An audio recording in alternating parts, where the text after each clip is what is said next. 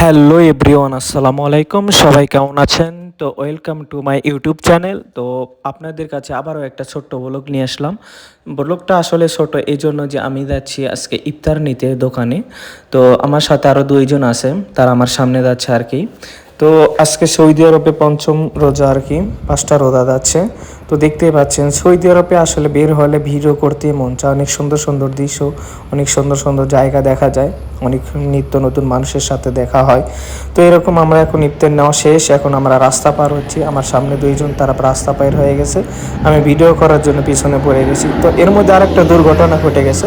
আমাদের পিছনে দিকে একটা পুলিশের গাড়ি, তো পুলিশের গাড়ি দেখে আমাদের সাথে ভিডিও অফ করা হয়েছে, পরে আর ভিডিও করা হয়নি। কারণ পুলিশের সামনে যদি ভিডিও করা দেখে তাহলে তারা আসলে অনেক বিরক্ত, আর ভিডিও করতে দেয় না ওইভাবে। আসলে এই দেখে ভিডিও করা এখানেই শেষ।